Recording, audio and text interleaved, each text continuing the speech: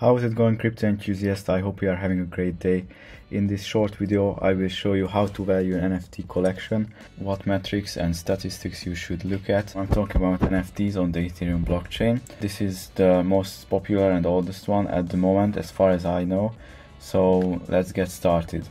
Tip number one is to look at the history of the NFT collection. For example, if we look at Cool Cat NFT collection, we can see that it was created in 2021, but if you look at another one, for example My Hero Cards, it was migrated to OpenSea in 2021, but I have this timeline uploaded, and as you can see, it's a bit blurry, sorry.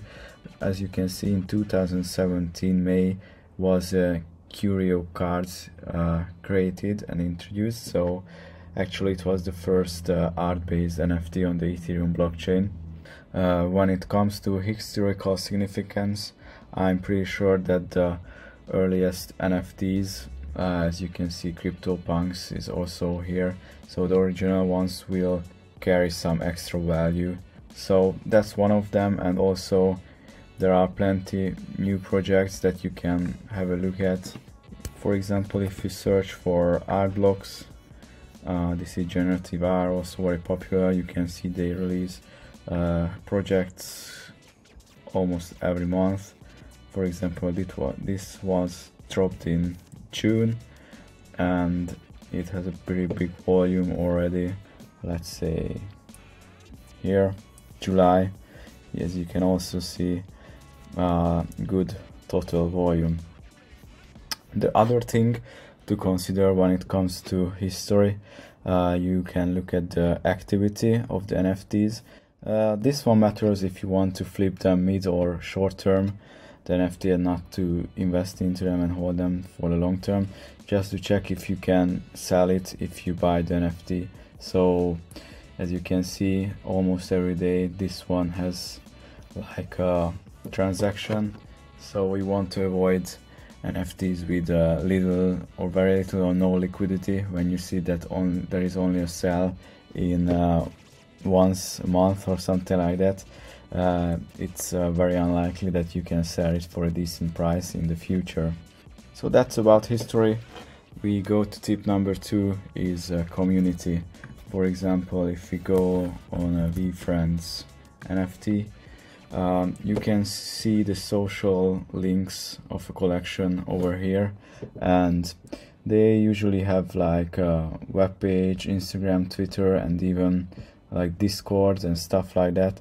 So when you go there, you can see how active they are on Instagram, for example, or how many active users they have in the Discord chat, and yeah, basically how active they are, and if there is any hype still going on with the collection or it's already dead. The next tip would be scarcity and rarity. If we look at a collection, you can see how many items it has.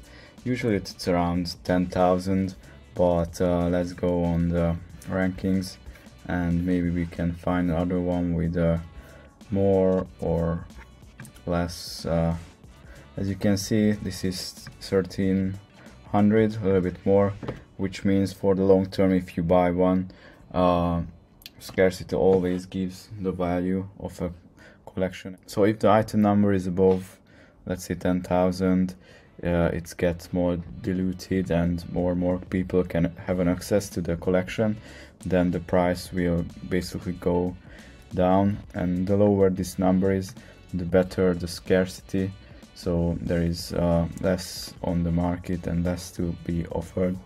Also there is like other collection, for example this My Hero Cards, which has only like 30 pieces, but each NFT item has multiple pieces, as you can see over here, 1600, 1300, and like the more expensive pieces like 122, some of them only has like 35, 33.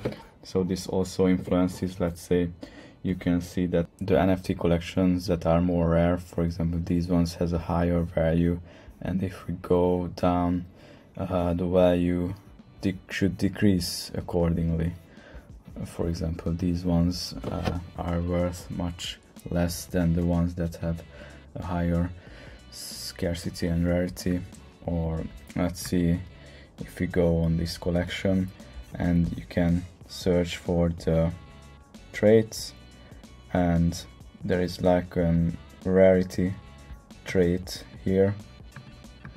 So there is like core rarity, rare, very rare, epic, and spectacular.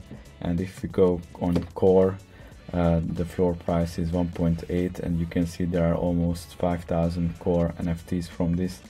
The rare you can only find 1,900, and the floor price is already higher. And if we go on this route, very rare, there is only almost 1,000 NFTs. The price floor is significantly higher, and if we go on the epic, you can see that the floor price increased accordingly, because there is almost 500 pieces only from these epic characters. Tip number 3 is to have a look at the unique owners at a collection. For example, Cool Cats, you can see the unique owners here. This number means that how many percentage of the NFT owners own only one NFT. So how is it distributed? This one means that 57% of the holders from the 10,000 own one, and the rest owns at least 2 NFTs. So the higher this number, the more reliable and valuable the collection is, in my opinion, because project with a more even distribution can protect smaller wallets and smaller NFT traders to experience massive drops and gains in the price. Because if the NFT is distributed, one owner don't have much control over the collection, and on the other hand, if someone has like 10 or 50 NFTs and he or she wants to get rid of some of the NFTs, it can cause a significant price and sudden price drop on the NFT collection. Tip number 5 is to check this number, the percentage listed from the collection. This means from all the NFTs, how many of the NFTs are listed right now for sale on the marketplace. The lower this number, the more valuable the collection is. It means that many people want to hold on their NFTs and holding it for long term, and they don't want to sell it, so the supply of the sellers is lower in this case. Let's check another collection. Let's say Pudgy Penguins, it's also 2%. If we go on another one, let's say the Captains, it's 0.7, which is even better, which means people tend to hold on onto their NFTs on a higher rate. The original CryptoPunks collection, what we can see here. As you can see, no one wants to sell their NFT right now, so this means high demand, or would be high demand, but since there is no supply of these NFTs, the price can go up to the roof. So let's check a last one quickly. Bored Ape Kennel Club, cute dogs. As you can see, also here 2% is listed. So this seems to be like a standard ratio nowadays with good value collections. That was my 5 tips when it comes to observing the value of collections on OpenSea. I hope it was helpful. Make sure to hit that like button and subscribe to the channel. See you guys.